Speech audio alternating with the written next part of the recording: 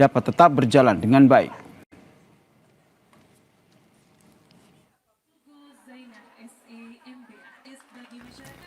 Untuk selanjutnya, Bapak Presiden memutuskan untuk mengangkat Saudari Nani S. Deyang sebagai Kepala Badan Gizi Nasional yang baru. Kepada 3 pimpinan Badan Gizi Nasional yang baru, kami berharap untuk dapat segera melakukan konsolidasi internal, memperkuat koordinasi lintas kementerian dan lembaga, dan tentu saja juga memperkuat koordinasi bersama dengan pemerintah daerah, baik provinsi maupun kabupaten kota, serta memastikan seluruh program Badan Gizi Nasional dapat tetap berjalan dengan sebaik-baiknya. Wakil Ketua DPR Sufmi Dasko Ahmad mengapresiasi keputusan pemerintah mengganti Kepala Badan Gizi Nasional dan wakilnya saudara. Dengan pergantian ini DPR mendorong BGN untuk berbenah memperbaiki layanan kepada penerima manfaat. Apresiasi dari Dewan Perwakilan Rakyat Republik Indonesia kepada pemerintah yang kemudian telah mendengarkan aspirasi dari masyarakat maupun penerima manfaat dan juga hasil koordinasi dengan lintas kementerian dan juga masukan dari DPR, sehingga kemudian pemerintah dalam hal ini Pak Presiden telah mengambil satu keputusan untuk mengadakan evaluasi pimpinan BGN yang kita dengar tadi dari Mensesnek, terdiri dari Kepala BGN dan 2 Wakil Kepala BGN. Nah, sehingga kami harapkan dengan adanya evaluasi dan evaluasi ini yang dilakukan secara menyeluruh, BGN akan berbenah diri dan terus melayani masyarakat, penerima manfaat, dan pergantian ini tentu tidak akan mempengaruhi pelayanan yang berlangsung selama ini, dan harapan kami bahwa tujuan pelayanan terhadap terutama daerah 3T dapat segera direalisasikan. Demikian. Saudara, kita ulas lebih lengkap soal pergantian Kepala Badan Gizi Nasional ini. Sudah ada 2 narasumber yang bergabung di Breaking News Kompas TV. Ada Wakil Ketua Komisi 2 DPR RI fraksi Gerindra, Bang Bahtera Banong, dan juga pengamat sekaligus Direktur Eksekutif Lingkar Madani, Bang Ray Rangkuti. Selamat malam semuanya. Selamat malam, selamat pagi kali ya. Oke, selamat pagi Bang Ray, selamat pagi Bang Bahtera. Sehat ya semuanya ya? Selamat pagi. Selamat pagi Bang Ray. Oke, selamat pagi Bung. Nah, ini kalau kita berbicara soal pergantian dari Ketua BGN, dari saya tanya ke Bang Bahtera dulu, sebagai orang Gerindra, harapannya kan tahu begitu bagaimana dinamika yang terjadi di dalam, karena publik sendiri melihatnya kok tiba-tiba begitu Presiden Prabowo Subianto mengganti Kepala BGN. Ini tiba-tiba atau memang sudah ada evaluasi secara menyeluruh yang dilakukan? Ya, saya ingin menyampaikan bahwa ini sebenarnya bukan sesuatu yang tiba-tiba, di mana kalau kita menyimak tadi penyampaian dari Mensesnek dan juga pimpinan kami di Gerindra, Pak Sufmi Dasko Ahmad, bahwa selama ini kan Presiden secara berkala melakukan monitoring dan evaluasi terhadap kinerja kabinetnya, termasuk Badan Gizi Nasional. Jadi ini evaluasinya dilakukan kurang lebih selama kepemimpinan Pak Prabowo ini sudah 1,5 tahun. Jadi ini bukan sesuatu, saya pikir sesuatu yang tiba-tiba. Memang ini setiap kementerian lembaga setiap saat tentu ada penilaian-penilaian tertentu bagi Presiden, terus kemudian untuk melakukan penyegaran-penyegaran sehingga tibalah saatnya kemudian diambil keputusan untuk kemudian bagaimana dilakukan pergantian terhadap Kepala BGN ini. Jadi ini tidak datang tiba-tiba, tetapi ini memang selalu Pak Presiden melakukan evaluasi secara berkala terhadap kabinet-kabinetnya dan termasuk Kepala BGN. Evaluasi secara berkala yang dilakukan. Kalau sepengetahuan Bang Bahtera sendiri, apa yang menjadi pertimbangan utama akhirnya evaluasi yang dilakukan secara berkala tersebut berkesimpulan pada Kepala BGN harus diganti? Ya, tadi mungkin secara gamblang ya, Pak Mensesnek dan Pak Dasko menyampaikan bahwa memang ada tata kelola organisasi yang tentu perlu dilakukan perbaikan-perbaikan, terus kemudian masalah kualitas, terus kemudian standarisasi gizi yang banyak dikeluhkan penerima manfaat selama ini. Jadi kemudian mungkin juga soal bagaimana kerjasama antar lintas kementerian lembaga juga menjadi selain juga masukan-masukan dari tentu berbagai pihak yang selama ini juga insya Allah Pak Presiden selalu mendengarkan masukan aspirasi dari berbagai pihak. Oke, saya minta tanggapan dari Bang Ray. Bang Ray sendiri melihat dengan dinamika yang terjadi selama program MBG ini berlangsung, kemudian keputusan Presiden Prabowo Subianto mengganti Kepala BGN, ini sebagai sebuah bentuk evaluasi terhadap program MBG ini atau seperti apa Anda menilainya? Bagi kita yang tentu saja di luar ini kan, yang mencolok dari kita di luar ini kan menganggap bahwa pemerintah melihat program MBG ini sukses gitu. Itu yang kita tangkap selama ini kan. Entah itu dari kuantitasnya gitu. Kemudian soal keluhan-keluhan kita soal standar gizinya, soal pengadaannya dalam bentuk SPBG macam-macam itu. Selama ini kan kita nggak dengar ada koreksi yang cukup keras dari Presiden. Oleh karena itulah mungkin ada anggapan yang sangat luas di tengah masyarakat bahwa apa yang dilakukan oleh BGN lah ya dalam mengelola MBG selama ini di bawah kepemimpinan Pak Dadan tuh ya bagi kita ya mungkin ya standarnya udah cukup bagus gitu. Sampai kemudian ya ada pergantian ini kan. Di pergantian ini ternyata ya bagi kita tentu dari luar ya secara diam-diam mungkin Presiden juga melakukan evaluasi terhadap kinerja dari Ketua BGN gitu.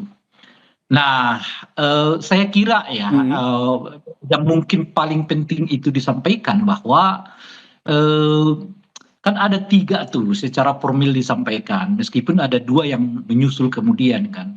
3 itu tadi soal tata kelola, soal gizi, ya, soal apalagi lah macam-macam. Tapi ada 2 juga yang disampaikan oleh Mensesnek itu, yaitu soal hubungan dengan pemerintah dan hubungan dengan pemerintah daerah. Nah, hubungan dengan pemerintah daerah ini saya kira sesuatu yang amat penting untuk diperhatikan oleh katakanlah ya kepemimpinan BGN sekarang. Sebab sudah agak jamak sebetulnya kita mendengar berbagai keluhan dari pemerintah-pemerintah daerah ini terkait dengan mereka seperti tidak dilibatkan dalam proses pengadaan MBG ini gitu. Jadi dalam bahasa kita sehari-hari seperti dilangkahi gitu. Nah, dalam konteks di mana transfer daerah dipotong ya tanpa ada diskusi yang cukup kuat antara pemerintah daerah dengan pemerintah pusat, lalu ada program-program pemerintah nasional gitu ya yang dilaksanakan seolah-olah juga melewati mereka, melampaui mereka gitu, itu akan lama-lama memang bisa saja menimbulkan semacam kritik ya dari pemerintah daerah kepada pemerintah pusat gitu. Nah, oleh karena itu memang dibutuhkan figur yang harus menghormati juga ya pemerintah daerah ini. Ya bagaimana bentuk penghormatannya ya mungkin ya silakan dicari modelnya gitu, tapi tidak diabaikan gitu.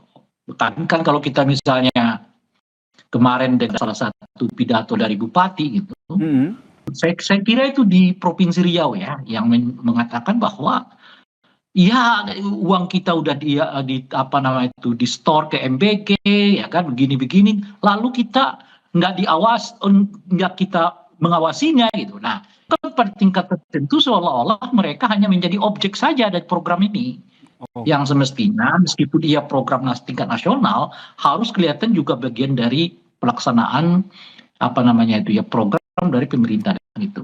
Sehingga tadi yang disampaikan paling menarik ini apa tuh? Yang paling menarik ini salah satunya menurut saya adalah pemberhentian ini kan setelah sebelumnya Pak Prabowo menyampaikan pidato akan mengejar mereka yang tidak cinta terhadap tanah air kan. yang cinta tidak terhadap air itu dua kata Pak Prabowo itu indikatornya, salah satunya mereka yang korupsi gitu ya. Nah, salah satu yang lain itu adalah Bang Rey? apa pidato Pak Prabowo dengan langkah yang beliau lakukan pada hari ini, mengingat banyak sekali pertanyaan di tengah masyarakat terkait dengan pengadaan-pengadaan yang apa namanya itu dilakukan oleh BGN sebelumnya gitu. Sebut saja yang paling ramai dibicarakan itu kan soal kaos kaki misalnya gitu ya, lalu soal pengadaan trail gitu ya, dan sebagainya. Nah, saya tidak tahu persis apakah ada itu hubungan atau tidak gitu. Tapi menarik bagi saya setelah Presiden menyatakan bahwa apa namanya itu ya akan menindak mereka yang tidak cinta tanah air gitulah kira-kira yang itu dibahasakan sebagai orang yang korup gitu ya dan sebagainya itu. Nah, saya nggak tahu apakah hubungannya gitu. Nah, padahal sebelumnya itu juga misalnya ada pembicaraan yang membuat kita juga agak terkejut gitu. Apa Apa itu? pembicaraan? Yaitu soal Ketua BGN yang menyampaikan akan juga membagikan MBG di Arab Saudi gitu. Itu. Jadi memang pada tingkat tertentu ya ada beberapa langkah yang dilakukan oleh Ketua BGN kita sekarang itu yang memang menambah apa namanya itu ya kritik terhadap pelaksanaan MBG ini. Dua tentu saya soal gizinya gitu ya, menunya gitu ya, lalu penyebarannya dan seterusnya itu. Sehingga tadi Bang Rey kalau kita lihat kan salah satu poin yang disampaikan adalah bagaimana bisa melakukan konsolidasi internal, begitu kan pesan yang disampaikan untuk pengganti dari kepala BGN yang baru ini. Kalau dari Bang Bahtera sendiri melihat apa yang akhirnya menjadi titik poin penting begitu ketika menempatkan Nanik SD yang sebelumnya memang sudah menjadi wakil kepala BGN kini naik menjadi kepala BGN. Ya, memang selama ini kan Ibu Nanik ini kami melihatnya bahwa sesuatu yang positif ya selama beliau menjabat sebagai wakil kepala BGN, beliau juga sangat aktif ya. Turun memantau langsung, menyaksikan langsung bagaimana proses apa namanya MBG ini berjalan di lapangan dan saya pikir beliau dengan kerja keras terus kemudian dengan pantauan-pantauan di lapangan, Ibu Nanik ini termasuk yang paling getol menutup dapur-dapur yang memang dianggap bahwa pelayanannya terhadap penerima manfaat tidak memenuhi standarisasi dan kita memang Pak Prabowo menginginkan orang-orang yang betul-betul bisa bekerja dengan maksimal dalam rangka bagaimana percepatan pelayanan apa namanya terutama bagi penerima manfaat karena ini kan adalah program prioritas Presiden Prabowo. Nah, sebenarnya kan ini sudah berjalan dengan baik, tetapi Pak Presiden ingin lebih cepat lagi karena kenapa? Pak Prabowo ingin agar bagaimana penerima manfaat bisa dirasakan oleh seluruh masyarakat kita sampai di pelosok-pelosok, terutama daerah-daerah yang 3T itu. Pak Presiden ingin apa namanya menyampaikan kepada publik bahwa ini adalah program prioritas pemerintah dan ini adalah program-program tentu yang sangat bermanfaat di masa-masa yang akan datang dan maka dari itu Pak Prabowo ingin ada percepatan baik dari tata kelola organisasi, begitupun bagaimana kemudian percepatan pelayanan sampai di pelosok-pelosok. Ini akhirnya menjadi PR besar bagi Ketua BGN yang baru itu Bu Nanik SD yang ya. Tapi kalau saya ya, gimana? Menurut saya, Bung Rey?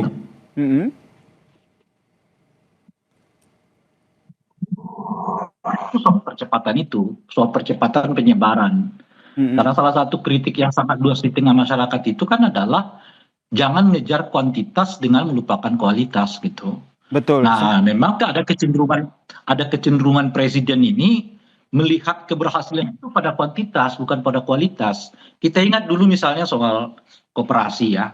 Ketika saat itu menterinya Pak Budi ya yang menyebut tingkat pertumbuhan koperasi di Indonesia itu meningkat dengan sangat drastis dari sekian menjadi sekian hanya dalam hitungan bulan gitu. Nah, Pak Prabowo senang gitu. Tapi meskipun setelah itu dicopot ya, Pak Budinya dicopot juga oleh Pak Prabowo gitu. Nah ini ada semacam apa namanya itu ya, psikologi yang kelihatan dari Pak Prabowo ini. Cara lihat suksesnya itu pada percepatan gitu, pada sejauh apa ia tersebar secara luas gitu.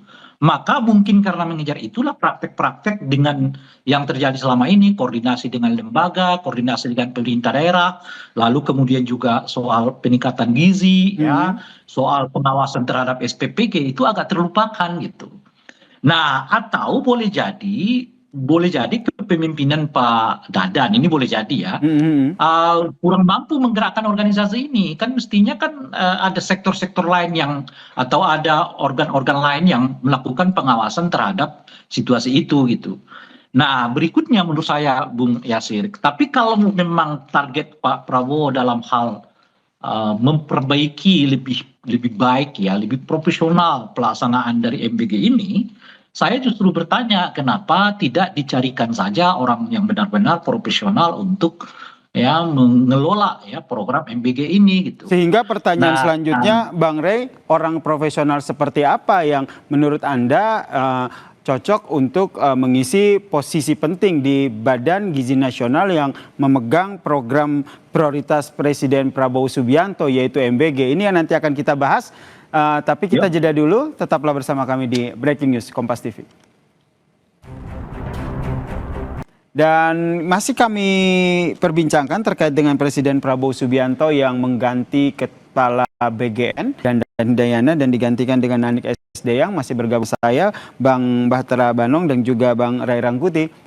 Saya ke Bang Bahtera dulu. Nih saya tergelitik di apa yang tadi disampaikan oleh rekan kami Alvania Rizky terkait dengan dinamika yang terjadi di istana. Anda sendiri mendengar satu pertimbangan akhirnya Kepala BGN ini diganti ya dengan ternyata ada jual beli titik SPPG yang terjadi. Ya, saya tidak ingin berandai-andai ya. Yang pasti tadi Pak Mensesnek menjelaskan bahwa alasan-alasan pergantian Kepala BGN itu sudah disampaikan secara gamblang dan terus kemudian pimpinan DPR juga melalui Pak Profesor Sufmi Dasko Ahmad menyampaikan juga alasan-alasan pertimbangan terus kemudian kenapa dilakukan pergantian Kepala BGN ini, dan tentu berdasarkan evaluasi itulah terus kemudian Presiden mengambil kesimpulan dan pada akhirnya memutuskan mengganti Kepala BGN yang kita ketahui bersama bahwa dilakukan pergantian berdasarkan pengumuman dari Baik, karena kalau kita lihat kalau ada evaluasi berarti memang ada sesuatu yang harus diperbaiki begitu. Ini yang tentu ditanyakan sebenarnya apa yang menjadi hal-hal yang diperbaiki di program prioritas dari Presiden Prabowo Subianto ini. Saya ke Bung Ray. Bung Ray, kalau melihat apa yang tadi disampaikan oleh istana kami begitu, ternyata ada beberapa poin penting juga yang menjadi pertimbangan dari Presiden Prabowo Subianto akhirnya mengganti Kepala BGN. Menurut Anda memang untuk memperbaiki program MBG ke depannya atau memang ada hal-hal lain yang juga menjadi pertimbangan termasuk pertimbangan politik? saya tidak terlalu jelas tadi mendengarnya karena kayak berisik begitu ya di ini saya di handphone saya. Tapi saya kira informasi dari kawan tadi yang laporan dari istana langsung itu sungguh sangat menarik dan itu menguatkan apa yang kita sebut itu tadi gitu. Kan saya mengatakan tadi itu ini menariknya pergantian ketua BGN ini dilakukan oleh Pak Prabowo setelah beliau berpidato sebelumnya. Bung Ray. Oke, kami mencoba perbaiki kembali hubungan komunikasi dengan Bung Ray Rangkuti. Bang Bahtera masih bergabung? Suaranya jelas? Masih. Oke. Masih. Kalau dari Bang Bahtera sendiri tentu apa yang menjadi pertimbangan dari Presiden Prabowo Subianto ini sudah dilakukan evaluasi seperti yang tadi disampaikan Mensesnek bahwa evaluasi ini sudah dilakukan tidak hanya beberapa bulan ini tapi evaluasi ini sudah dilakukan selama 1,5 tahun program ini berjalan begitu. Kalau menurut Anda sendiri dari sekian banyak evaluasi apa yang harus menjadi perbaikan ke depan yang pertama kali dilakukan sehingga ketika ada penggantian kepala BGN ini ada juga angin segar, ada harapan baru bahwa MBG ke depannya bisa berjalan dengan baik. Iya, tentu dengan kepala BGN yang baru Ibu Nanik kami berharap bahwa mudah-mudahan sebagaimana apa yang menjadi harapan Presiden Prabowo juga, karena memang Ibu Nanik ini adalah orang yang paling getol turun ke lapangan, memantau langsung pelaksanaan MBG ini dari segi menyaksikan atau melihat dari segi menunya, terus kemudian proses distribusinya. Nah itu semua menjadi ada angin segar ya, semacam harapan baru di bawah kepemimpinan Ibu Nanik ini. Kita sih berharap mudah-mudahan bisa sesuai dengan apa yang menjadi harapan Presiden, dan kami meyakini dengan kemampuan kepala BGN yang baru tentu kita menaruh harapan besar ya, karena memang saya ini dari Partai Gerindra, Mas. Kami dari Partai Gerindra memang selalu diinstruksikan untuk turun ke lapangan, termasuk salah satunya memantau MBG ini. Saya kurang lebih 2 minggu yang lalu saya berkunjung ke dapil saya, dan memang masih banyak memang yang perlu diperbaiki, tetapi di sisi lain juga ada juga yang sudah berjalan dengan bagus. Misalnya tempo hari saya istilahnya saya sebutin aja desanya ya, saya di Kecamatan Lambandia, terus kemudian di Kolaka Timur, saya melihat MBG di sana sangat bagus. Karena kenapa? Dari mulai gedungnya saja yang disewa adalah punya BUMDes. Artinya dengan sendirinya desa itu bisa mendapatkan penghasilan dari penyewaan gedung BUMDes. Terus yang kemudian terkait soal penyediaan menu itu, mereka mengambil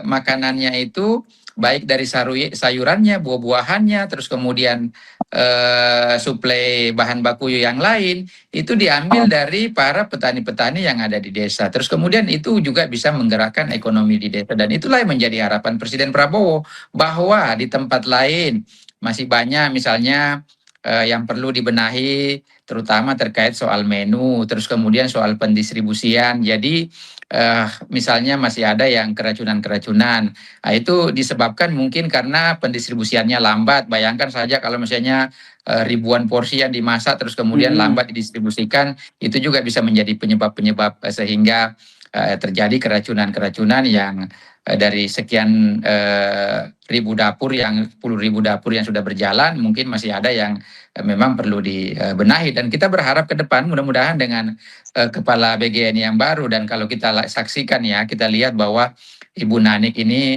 semangatnya luar biasa untuk memperbaiki tata kelola di BGN ini. Itu juga menjadi harapan besar kita. Terus kemudian untuk mempercepat proses pelayanan, terus kemudian memperbaiki menu gizi sesuai dengan standarisasi tentu yang diinginkan oleh Presiden Prabowo. Karena kalau kita berbicara soal program MBG ini ternyata banyak aspek yang terkait di sini gitu. Yang seperti yang tadi disampaikan oleh Bang Batra bahwa tidak hanya penerima manfaat tapi proses pengadaannya, kemudian proses pemberian makanannya, tapi ada jauh sebelum itu yaitu pendirian SPPG, siapa yang memiliki SPPG ini yang juga harus masuk dalam pembenahan yang dilakukan oleh Ketua BGN yang baru ya. Kalau dari Bung Rey sendiri melihatnya seperti apa terkait dengan pembenahan yang harus dilakukan di program MBG ini? Karena sekali lagi ini adalah salah satu program prioritasnya Presiden Prabowo, dan anggaran yang digunakan untuk program ini sangat besar.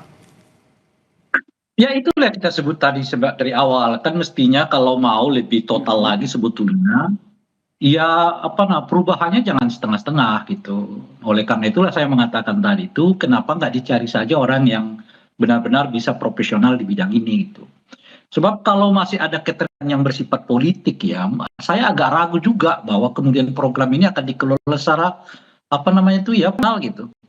Nah, salah satu temuan yang menarik itu misalnya seperti disebutkan kalau saya mengutip datanya ICW itu kan, ditemukan banyak sekali pengelola MBG itu yang terkait dengan partai politik, terkait dengan anggota DPRD, terkait dengan elit-elit politik di daerah gitu. Nah, kalau ini yang sudah terjadi, uh, boleh jadi ini salah satu yang dievaluasi oleh Pak Prabowo, saya nggak tahu persis gitu. Tetapi kan artinya nggak begitu banyak membantu kalau targetnya itu misalnya bagaimana membuat katakanlah SPPG ini lebih beragam, nggak hanya terfokus ke orang-orang yang secara politik dekat kekuasaan ini gitu. Nah kalau itu kan artinya harus nyari orang yang betul-betul non politik gitu. Nah ini daya kita tahu beliau adalah pendukung berat Pak Prabowo meskipun saya tidak tahu ya bukan bagian dari struktur Gerindra ya, Bung ya, beliau itu gitu. Tapi beliau itu adalah orang yang mendampingi Pak Prabowo sejak lama sekali dan orang dekat dengan Pak Prabowo gitu. Jadi maksud saya yang saya katakan tadi kalau mau menyelesaikan berbagai persoalan yang diungkapkan tadi gitu, misalnya soal kepemilikan SPPG ini siapa aja, soal gizi gitu, soal ini kan semua yang dikritik oleh publik selama ini gitu, yang di depan Pak Prabowo kelihatan ingin ditutup-tutupi juga selama ini sampai kemudian terjadilah ya apa namanya itu pencopotan kepada ketua BGN yang sekarang gitu. Nah, itu satu hal gitu. Nah, hal yang lain tentu di satu segi ya kita apresiasi apa yang dilakukan oleh Pak Prabowo gitu ya. Dalam hal ini apa berani melakukan pencopotan terhadap ketua yang selama ini cukup banyak soal ya di tengah masyarakat gitu. Nah, pertanyaannya adalah ini agak jauh sedikit. Apakah situasi yang seperti terjadi pada perilaku politik Pak Prabowo di masa yang akan datang gitu.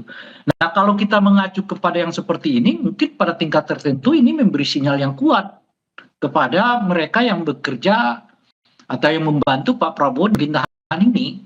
Dalam 1,5 tahun ini kelihatan Pak Prabowo tidak bersikap tegas ya kepada mereka. Nah ini boleh jadi merupakan sinyal awal bahwa kepada mereka pun yang dianggap selama ini ikut serta membantu Pak Prabowo, tapi kemudian bekerja tidak secara optimal, profesional, saja.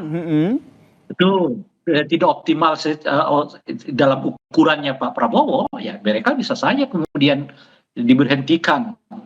Kalau menurut mata kita itu secara tiba-tiba gitu ya oleh Presiden Prabowo gitu. Jadi bisa dibaca, Bung Rey, jadi bisa dibaca. Kalau ini bisa jadi alarm juga ya buat mereka-mereka yang selama ini berada di posisi-posisi yang bisa dikatakan karena ikut membantu pada pemenangan, mereka harus benar-benar harus melihat bahwa apa yang menjadi keputusan Presiden Prabowo saat ini adalah alarm juga buat mereka bahwa pekerjaan yang diembankan ke mereka harus dilaksanakan secara profesional dan juga optimal. Begitu ya Bung Rey ya? Ini yang ingin Anda... Persis. Nah karena kalau yang ingin saya tanyakan ke Bang Bahtera, kalau di Gerindra sendiri melihatnya bagaimana kalau seandainya dikaitkan dengan apa yang tadi disampaikan oleh Bung Rey? Ya sebenarnya kan Pak Prabowo punya mata dan telinga yang banyak ya.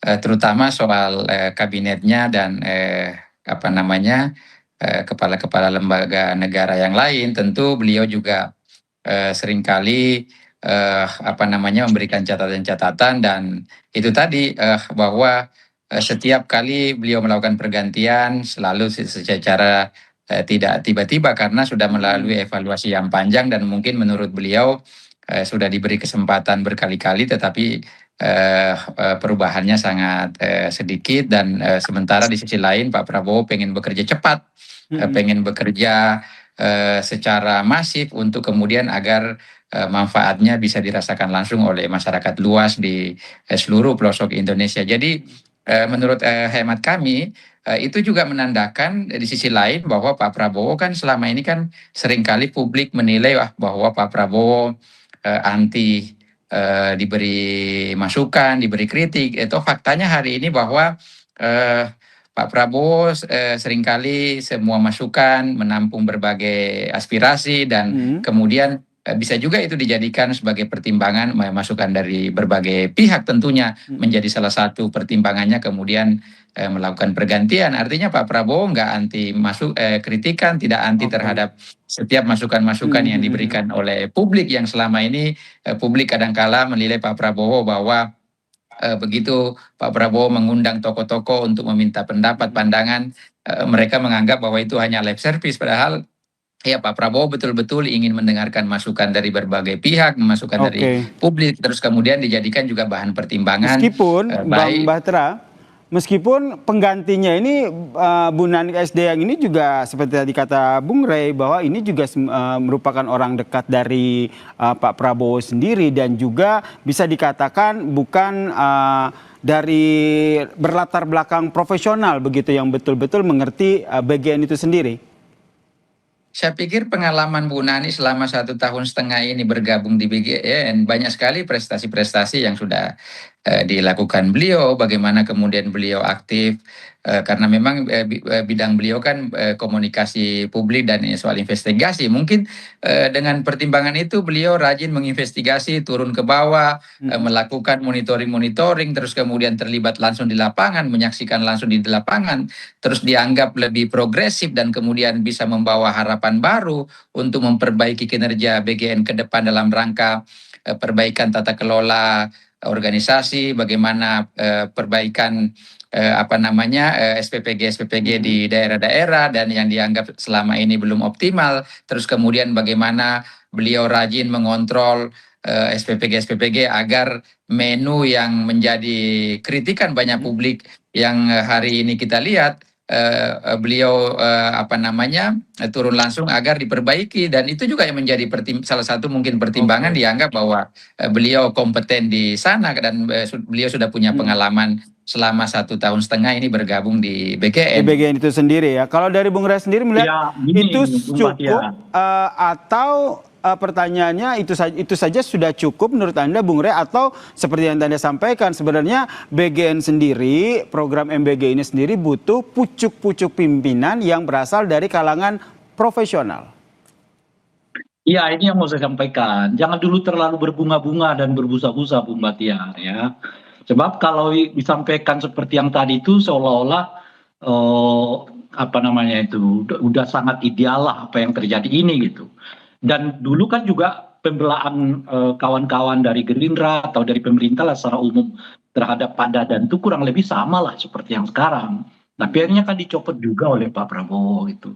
Jadi kita berhitung yang realistis aja, jangan terlalu berbunga-bunga gitu ya. Apalagi pengalaman beliau itu 1 tahun, masih 1 tahun gitu. Tentu kalau kita misalnya bertanya ada nggak orang yang pengalamannya mungkin lebih dari itu? Boleh jadi banyak di Indonesia ini. Dan boleh jadi lebih profesional gitu dan sebagainya gitu. Itu satu. Nah yang kedua, justru apa yang disampaikan oleh Bung Bahtiar tadi itu menjadi pertanyaan bagi saya, apa gitu. Tadi kan disebut bahwa Ibu Nanik ini lebih progresif gitu. Apakah pernyataan Pak Mensesnek yang berhubungan dengan tata kelola organisasi di dalam tubuh BGN sendiri berhubungan dengan pernyataan itu? Bahwa apa gitu, bahwa Ibu Nani dianggap sangat progresif, tapi ketua BGN dalam hal ini Pak Dadan yang sudah diberhentikan itu dianggap terlalu lambat gitu. Artinya apa gitu? Artinya mungkin ada suasana organisasi yang tidak sehat di dalam BGN ini gitu. Tapi pertanyaannya kenapa harus Pak Dadan yang dikeluarkan gitu? Itu pertanyaannya tentu saja gitu. Apakah yang dirasakan karena faktor utamanya itu adalah Pak Dadan gitu, atau ada kinerja di tim organisasi itu yang dianggap sebetulnya berlebihan juga gitu. Yang boleh jadi itu juga ditegur oleh Pak Dadan. Kita nggak tahu ini semua gitu. Tapi penjelasan yang disebutkan tadi oleh Bung Bahtiar itu menambah pertanyaan kita gitu. Hanya mungkin ya ada sesuatu di dalam internal yang pada akhirnya membuat Pak Prabowo melakukan pergantian, lalu melakukan pergantian itu kepada orang yang ia rasa paling dekat dengan dirinya gitu. Jadi nggak pindah jangan tanggung-tanggung, kita cari aja yang profesional gitu. Kita ambil aja yang paling dekat dengan diri kita gitu, karena salah satu mungkin tadi tata kelola di dalam organisasi yang nggak sepenuhnya bisa di manage oleh Pak Dadan gitu. Ini asumsi ya. Dan tapi boleh jadi dalam perspektifnya Pak Dadan ini yang harus dia lakukan. Sebab kalau misalnya ada yang turun ke sana, turun ke sini, turun ke sana, apalagi diekspos ini, ekspos sana misalnya, boleh jadi menurut pandangan Pak Dadan justru akan lebih menambah namanya itu sikap publik terhadap situasi yang kita alami gitu. Dan ujung-ujungnya kan terjadi kritik publik yang sangat luas ya terhadap program MBG ini gitu. Jadi itu menurut mungkin Anda, Bung Rey, sebagai orang yang juga sering menganalisa soal bagaimana penerimaan publik terhadap sebuah kebijakan pemerintah gitu, Anda melihatnya akan seperti apa dengan adanya ketua BGN yang baru yang digantikan oleh Nanik Sdeyang ini dengan penerimaan masyarakat yang Anda lihat begitu, dengan berkaca pada banyaknya bukan ya bisa kita katakan masalah, tapi saya membahasakannya banyaknya hal-hal yang perlu diperbaiki dari MBG ini. Ya, saya kira responnya biasa-biasa saja. Pertama kan justru karena berasal dari organisasi yang sama ya, kan mereka sama-sama di situ dahulunya. Asumsinya itu kan kalau Pak Dadan dianggap nggak mampu mengelola organisasi itu kan mungkin disebabkan oleh faktor kinerja dari juga katakanlah ya anak-anak buahnya gitu.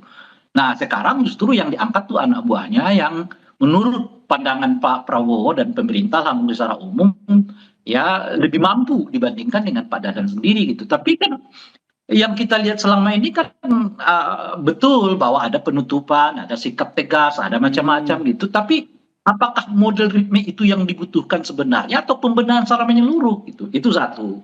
Nah, yang kedua adalah ini harus kita ingat loh ya, yang dihadapi oleh apa namanya itu ya, oleh Ibu Nani gitu. Itu satu adalah SPPG yang dikelola oleh militer. Kedua SPPG yang dikelola oleh pihak kepolisian gitu. Lalu SPPG yang dikelola oleh partai-partai politik itu seperti temuannya ICW, yang dikelola oleh anggota-anggota DPR, DPRD macam-macam dan sebagainya gitu. Nggak mudah. Pertanyaannya adalah sejauh apa posisi tawar Ibu Nani terhadap mereka ini semua.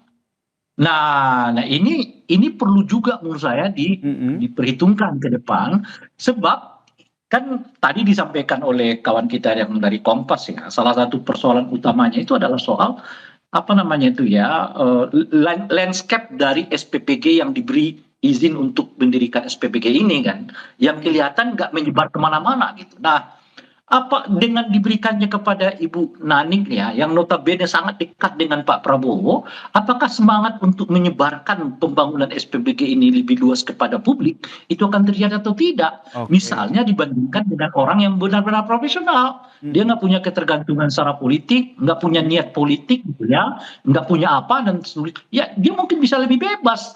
Oh saya nggak ada hubungan dengan partai ini dan partai itu, jadi dia nggak perlu merasakan untuk memberi prioritas kepada anggota DPR, DPRD, macam-macam dan sebagainya gitu. Jadi menurut Bang Batra sendiri berkaca menarik apa yang disampaikan oleh Bung Rey tadi. Jadi apa yang menurut Anda harus dilakukan oleh Bu Nanik sebagai ketua BGN yang baru sehingga bisa menjawab tantangan-tantangan yang tadi sudah dipaparkan oleh Bung Rey?